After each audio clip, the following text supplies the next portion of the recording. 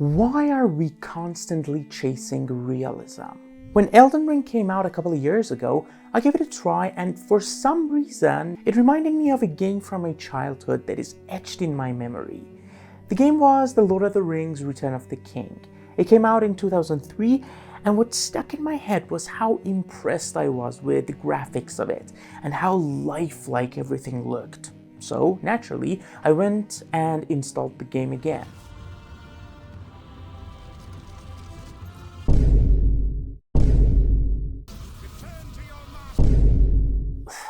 I was so shocked with what I saw. The game is amazing, even right now, but the terrible PS1 quality of it just shattered this memory that I had of it. Of course, that is the experience that a lot of people have with games and movies and different types of media. But the thing is that our standard of realistic depiction of images is constantly changing. And with every new development that happens and every generation, we're again blown away with the realism of it. So I had this question: why are we so constantly obsessed with realism and realistic images? And where does this obsession start? So welcome back to my channel, and in this video, let's talk about our never-ending desire for realism. We gotta first take point of the difference between realism and reality. What we mean by realism is the imitation of the appearance of things, like when we talk about realistic pictures, realistic paintings, realistic sculptures, or realistic CGI. It's the style of representation that looks real, emphasis on looks. It doesn't deceive you that it is real, you just pretend that it is real. This actually has a specific term, verisimilitude. And it means something that is close enough to the truth, but not quite the truth itself. You might say, well, of course, that difference is obvious. But this difference is quite important.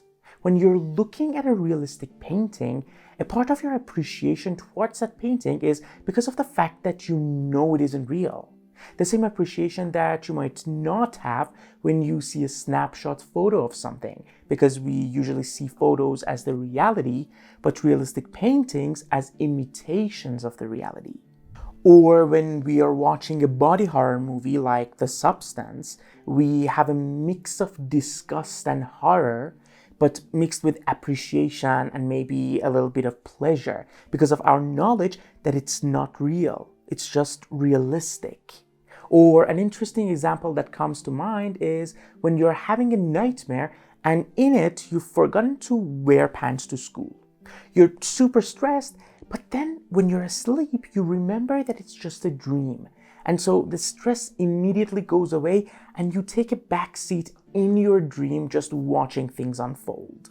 And still, although we know that realistic images aren't real, throughout history, such images have been criticized as being a threat, as having the potential to make people believe in what they shouldn't. In ancient Greek philosophy, Plato famously sees artists as people who downgrade the reality of things. In his belief, whatever we see is itself an imitation of an ideal being. For example, there is an idea of a perfect apple that has all the best characteristics of an ideal apple. Now, he believes every apple that we see is an imperfect imitation of that idea of the apple. So when a painter comes along and paints an apple, he's downgrading it even further and distancing itself from the ideal world. In religion, this ideal world is replaced by God's creation. The Hebrew Bible strictly forbids people from imitating the creations of God, so you wouldn't undermine his work. In Islam, depicting the faces of prophets and holy people is forbidden because it wouldn't be up to the ideal that it should be, and also it would be considered a form of idolatry. And in Christianity, you can see in the Middle Ages the accurate depiction of things and people wasn't a high priority. But today, the criticism facing realistic pictures is that because of their truth-like quality, they can be misused to make people believe something false, like creating propaganda and becoming an oppressive tool in the hands of dictatorships. Or in the scene of technology, deepfakes and AI-generated images are tools to scam people all over the world. Or instead of making you believe in stuff, It could make you buy stuff and play into the hands of consumer culture. That would be advertisements. Realistic imagery, let it be photos, videos, or 3D renders, are all a part of the persuasion of advertisements. So on this side, we have people thinking too much realism is dangerous, and on the polar opposite side, some believe that the constant imitation of reality in photos and in everyday snapshots has saturated our idea of what is real. In other words, we're so exposed to these imitations of reality in our age through social media that it has been reduced to surface level understanding of the world. So, in effect, realistic images have become worthless because our perception of what is real is changed because of it. So, through time, it has either been a dangerous bomb or an insignificant worm. But despite all the criticism, what history has recorded is an ever-increasing interest in making every kind of depiction as real as possible, until it can't get more real. Looking at the journey of realism in different media shows us this gradual rise of interest in realism and our expectations of realistic images. Let's first look at painting, focusing on Western art specifically. Ancient art doesn't have much to offer in the ways of realism. What we have is a repetition of the same types of figures, same types of patterns, and the approach is to depict icons rather than realistic imitations of the outer world. There isn't much improvement in that regard in the Western painting traditions of the Middle Ages.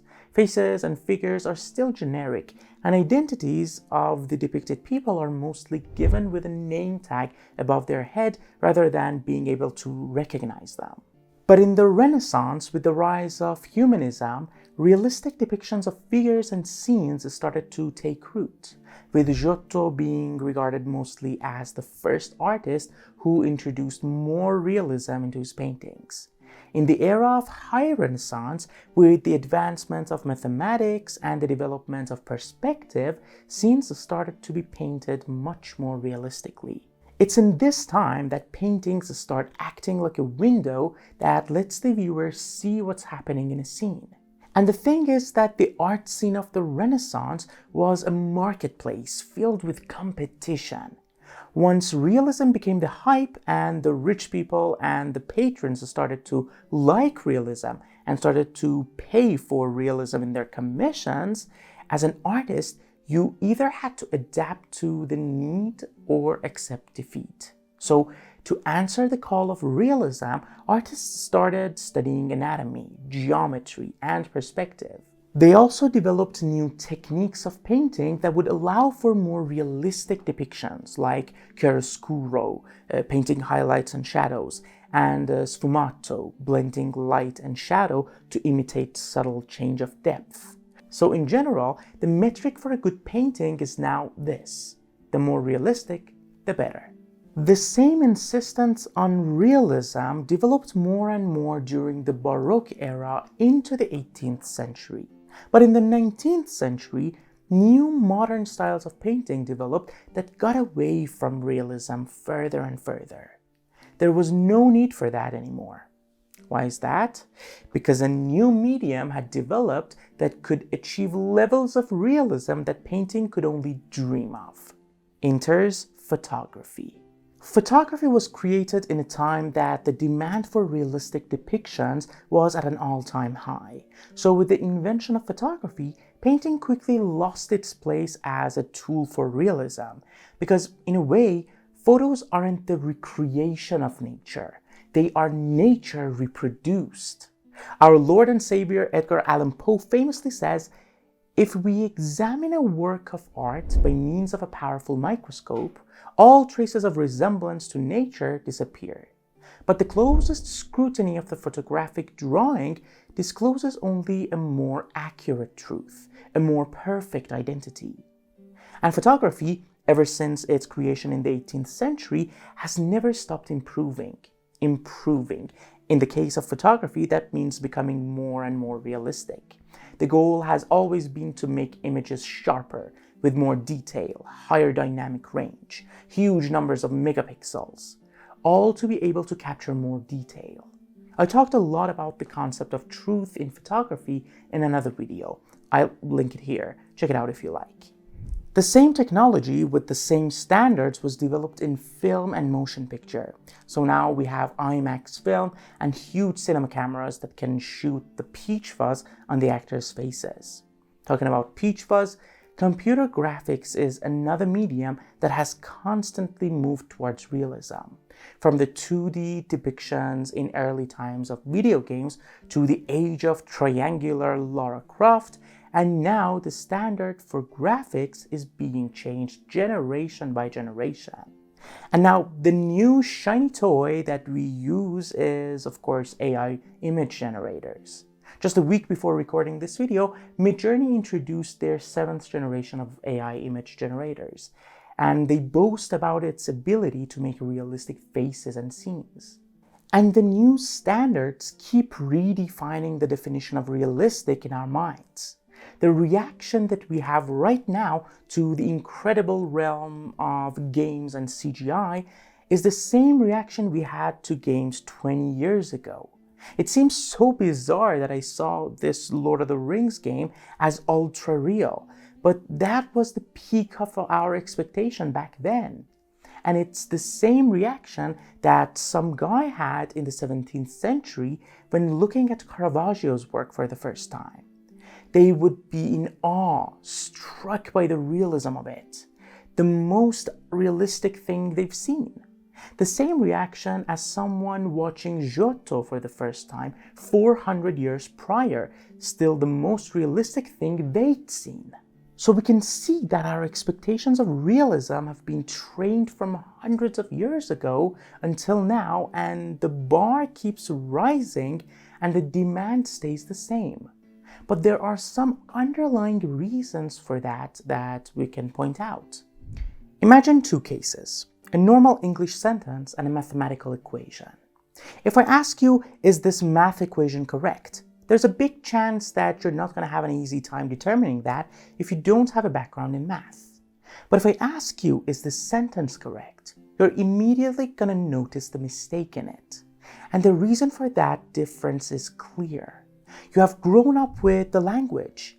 You have a certain level of familiarity with it. And you share the same language with countless people you communicate with every day.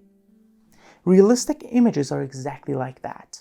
We share the same visual reality up to an extent with people around us.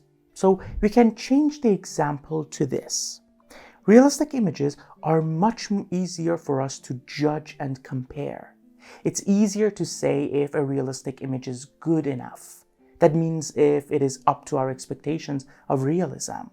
But for a more abstract image, like a cubist painting, the average person can't determine if it's good enough at following the cubist style. Knowing abstraction and being able to judge abstraction needs a certain knowledge that not everybody has. But judging realism is easy. You could say it's accessible. And that is a part of the joy that we get from seeing a realistic image. It's even automatic. You see a realistic portrait of someone, you would unconsciously start comparing it to the real person, trying to find faults in it, something that tickles your sense of uncanny. So you would say it's not good enough, it's not real enough. And when we fail to find mistakes, we stand up and clap for the magical ability of the artist. And that is the next big thing. As we said, realistic images take the potential of the medium, they mix it with the abilities of the artist to create the magical illusion of realism. And when you see that ability at its best, you can't help but to appreciate it. Look at this ceiling. This is the ceiling of the nave of St. Ignazio in Rome. If you stand directly in the middle and look up, you will be amazed at the realism of the disappearing ceiling. It's as if it continues into the heavens. And you will immediately admire the artist's talents. Or it doesn't even need to be an artist. It could be a freaking robot. Doesn't matter if we hate AI-generated images or we love them. The realism of every version that comes out shocks us. either in a good way or a bad way. At least they would be considered realistic up to the point that it doesn't make you believe it's real. So deepfakes, for example, aren't just realistic in the definition that we talked about. They're elusive and straight up deceptive. So to sum it up, the fact that we have this big concept of seeable visual reality that we have around us from the first moment that we open our eyes, and the fact that we share this reality with most of the people around us makes realism so interesting. And as we saw in the beginning, our definition of reality has evolved through time, mostly dictated by our demand for representation of what is around us. And as we see, mediums will change, but the average person will always look for realism in every medium, from painting to photography and from CGI to AI-generated pictures. We keep chasing it, not because it fools us, but because it reflects our shared desire to see the world more clearly, even if it's just an illusion. Thank you guys for watching. I would appreciate it if you could like the video and subscribe to the channel if you enjoy videos like this, talking about art history, figure, and media. That would help me grow this channel much faster. Thank you again for watching, and I'll see you in the next video.